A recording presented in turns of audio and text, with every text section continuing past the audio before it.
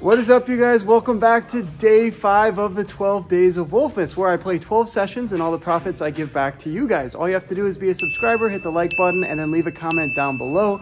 I'll tell you at the end of the video what to comment. But what are the results so far? Through 4 days, we are up 31.79. Pretty absurd rate we're playing at right now. So I figured I'd hop into the 5-10 game here and push my luck a little bit, try to make you guys a little bit of extra cheddar for the holidays. And let's see what kind of shenanigans we can get into here at Peaks Dallas, one of my favorite spots in the Dallas area. Let's go!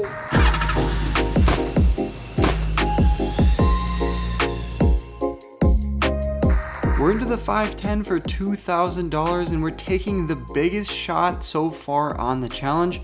I hope it goes well. We look down at ace deuce of clubs from the dealer button and I decided to call the $30 raise.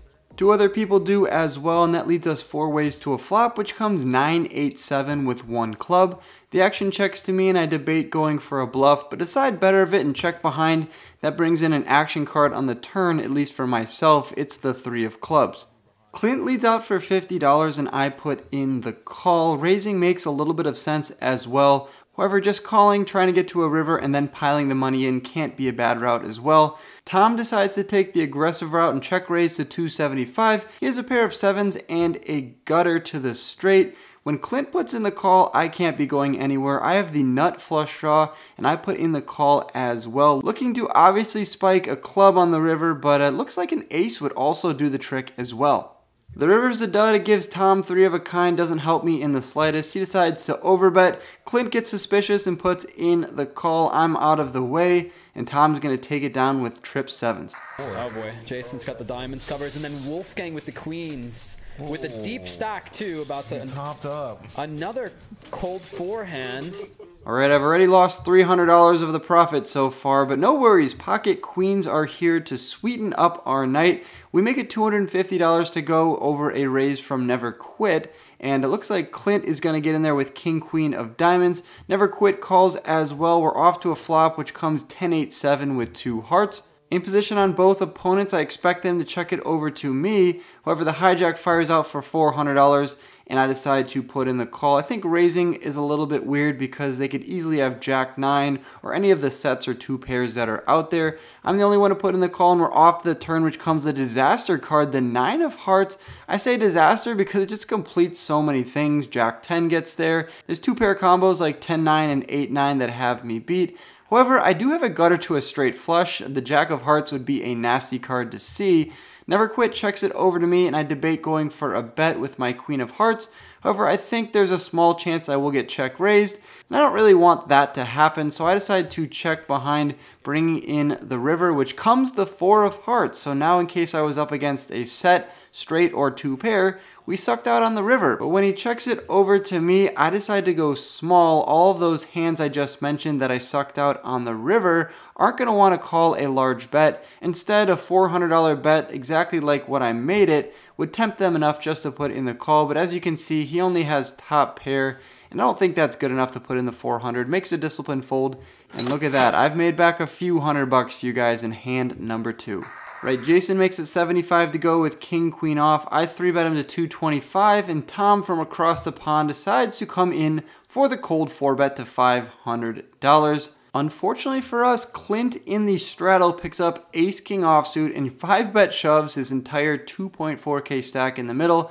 Really unfortunate because I actually was going to do the exact same move and it would have worked because Tom had 7 deuce off and Jason had king queen off. So I would have got that through, picked up around $700, but instead we fold our cards, Clint takes it down, and Tom shows the table. He plays the 7 deuce game to the max. All right, king 8 suited from under the gun. I raise it up. Seinfeld 3-bets us from the dealer button with a mystery hand. I decide to put in the call, and we flop ourselves middle pair in a backdoor diamond draw on an ace 8-4 board. I decide to check call him on the flop, and that brings in the turn. Turn comes the queen of diamonds, which is a great card because now I pick up the obvious diamond draw. I check it over to Seinfeld once again, and he decides to check behind. The river card gives me the essential nuts on a non-paired board. I make the king high flush, And I'm loving life. I decided to rip my entire stack all in there in case he got tricky on the turn, checking back with a hand like ace queen, pocket queens, pocket eights, something like that. I'm just gonna go for the jugular here and rip it all in. As you can see though, we exposed Seinfeld's card. He had 7 deuce off. He wasn't calling jack shit. So yeah, he folds his cards, we take down the pot, and I didn't even need to hit the flush on the river. I defend the big blind here with king 8 offsuit versus a button open. We flop ourselves 2 overs on a 7-3-3 board, and the action on the flop goes check, check. When the 5 of diamonds comes on the turn, still no connectivity for me, I check it over to Clint, who now decides to bet out for $40, and I kind of take this as weakness. He's going to have a lot of 2 over cards like king 10 suited, ace king suited, king queen suited, all of that good stuff. And yeah, I can represent 4-6, I can have pocket 7s, I can have any 3x in my hand considering I am in the big blind. So when he bets out for $40, I'm going to find out exactly where I'm at and go for the check raise up to $130, a little bit more than 3x. I'm expecting this to work a large portion of the time, so when Clint calls me on the turn, it's a little bit suspect, and the river card brings in the backdoor diamond draw with the deuce of diamonds. I think this is a great card for me to continue on because now ace 4 gets there and all of my diamond bluffs on the turn get there. I have the 8 of diamonds in my hand, which is slightly relevant because I'm blocking some flushes having that card. So I decide to go for it here and try to put pressure on any of his 1 pair type of hands. I really believe I have the best hand advantage here. I can have pocket 7s, pocket 5s, 4-6, any of the 3x, any of the ace 4. And so I'm going to bet pot here for $300 and just put Clint in a tough spot. He thinks about it for a while, and I mean a while, before ultimately giving us the bad news, putting in the call with second pair. He has ace 5 offsuit. Just didn't believe me. My raise on the turn and bomb on the river. I guess it made no sense to him. And he finds a good spot here to put in the call. It's not often I'm taking this line with a bluff, and he found it. He's taking down a $1,000 pot. Merry Wolfmas, everybody. As you already know, I'm picking 7 lucky winners to split the profits of my 12 days of poker. But I have a special announcement that will be sure to sweeten the deal to make you want to enter. Champions Card Club in Houston has graciously offered to pay for all 7 winners' flights and hotel stays, where each of you will receive your winnings as a buy-in on the Champions Club live stream. That's right, a round-trip flight, 2-night hotel stay, and your first buy-in on the Champions 2-5 live stream, all covered for free. Oh, and did I mention you'll be playing against me, Wolfgang, on the live stream? That's right, all of you who keep commenting that you take my money at the poker table, well, now it's your time to step up to the felt. Remember, in order to enter, you need to like this video, subscribe to the channel, and comment the keyword I give at the end of the video. Good luck and happy holidays. John makes it $75 to go with ace 7 off. He's going to get called in 3 spots. Seinfeld, Never Quit, myself, and then Tom decides to complete from the $25 straddle. We flop ourselves a set on an 8-4-3 board. Bang! We flop bottom set. The action checks over to Jason on the button, who doesn't check behind. He decides to bet out for $125, which is music to my ears. I could be check raising here. That would make a lot of sense. I'd probably also do that with some bluffs like 5-6 of the heart, club, and spade variety. But also calling here is fine, trying to let people come in with 1 pairs and some gut shots and 2 overcards. I think that's also fine, and that's what I decide to do. Unfortunately, no one has any connectivity with the board. They all fold, which means we're heads up out of position to the turn with Jason, which comes the 7 of hearts. Turn goes check, check, unfortunately, so I'm probably going to have to bet on the river. When I make a boat, it comes the 8 of spades.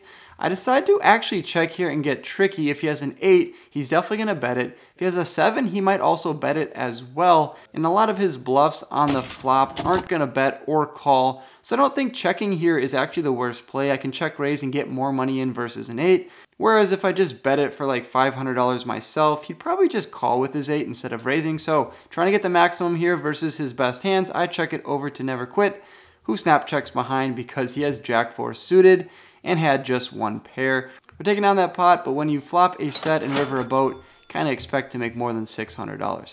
Right, let's go. The Cowboys arrive for us here in Texas. I make it $50 to go. We're going to get action from John on the button with ace 8 suited, and the board comes queen 9-4 with 2 diamonds. Out of position against John on a queen high board. That's a great spot to go for a $50 bet. He puts in the call with his backdoor draws, and the turn comes the jack of hearts. I could bet here. I could also check. I think he's going to do a lot of betting when it looks like I'm giving up on the turn. That's what I decided to do, but he does not take the bait. Instead, he checks behind, bringing in the board pairing 4 of clubs on the river. Now I think I need to go for a bet. Try to get paid from a 1-pair type of hand. I fire out for $150. John folds. Easy game. I raise the +1 with pocket 6s, and we're going to get 3-bet by Tom out of the hijack with a mystery hand. I put in the call looking to flop a set, and that's not what comes on a Jack 7-8 board, all diamonds, and I decide to start with a check. Tom checks it back, bringing in the 10 of hearts on the turn, and when he checks back the flop, he's going to have a lot of hands. Ace, king, king, queen. He's also going to have some pocket pairs, maybe like 5s, 9s might also check back a monotone board. So a lot of interesting stuff, and I think he might throw some jacks in there as well, just trying not to bloat the pot up with 1 pair. So when he checks back the flop, I'm going to say I have more of the 9x here and more of the sets and 2 pairs, and I fire out for $65. Tom puts in the call, which is interesting, bringing in the 5 of clubs on the river. If I'm going to turn my 6s into a bluff here, trying to get a jack, a 10, pocket 9s to fold, might have to go large into the 365 pot, or I could just check it over to Tom and see what he does. Maybe I can get to a cheap showdown and win versus a hand like king, queen, ace, queen, or ace, king, and I decide to take that route, checking it over to my opponent. Tom thinks about it for a while, cracks a few jokes, looks at me, and then ultimately checks behind with king, queen of clubs. So if you went for a bet there, it would have put me in a tough spot, but instead I'm taking down that $365 pot, 1 chip for every day of the year. That was the last hand on stream, but we played for another hour off, and I got one interesting hand to report. Look down at ace-jack offsuit from the small blind. We see a cutoff open, a button flat. I decided to 3-bet to 375. If we can take the pot down now, I'll take around 150 down in dead money. However, if any of the opponents put in the call, we can put pressure on flops and turns, maybe take it down then, or who knows, just flop the nuts. All right, we got to take it to the streets. Both players put in the call, and look at that, we're playing a 1.1K pot. This could be the catalyst if we win big in this session or lose big, but the poker gods have it out for us in this bankroll challenge. Ace, jack, 8 with 2 clubs, bang, we flop top 2. Even though we're out of position on a 2-club board, it's pretty easy to play top 2 pair. You just bet small here, try to get called by a wide variety of stuff. I fire out for $350. At this point, I want to see some raises, I want to see some calls, but that's not what we get. Both players fold their cards. I check it once again. Look at that, I did have top 2 pair, and we're taking on that $1,500 pot. We rack up our chips and head over to the cage, exchanging them for some cold, hard cash. And now let's bring it to the outro to see how we did. Day 5 is in the books. We made $588, bringing our total to $37.67. Yes, pretty absurd. I'm giving all that away to you guys, the subscribers. All you have to do is comment down below something about a live stream. So a live stream you wanted to play in, a live stream you watch, or maybe you've even played on one, who knows? Let me know down below. At the end of the 12 days, I'm gonna pick 7 lucky winners, fly them out to Houston, put them up for 2 days, and then give them their reward on the poker table with me and my editor, Lucas. We're gonna be playing on the live stream as well. It's gonna be a pretty sick experience and something that a lot of people just never have the chance to do. So I thought it'd be a cool way to give back to you guys as well. Huge shout out to my poker coach, Alvin. He's taking my game to the next level. All of his links are down below. Also, link down below to my Pocket 7s hat. Get that if you want. With day 5 in the books, day 6 is tomorrow. Hopefully, I can book another win for you guys. When it comes in your newsfeed, be sure to click it and then leave a comment to be eligible. I'll catch you then in the next one tomorrow. Good luck, you guys. Peace.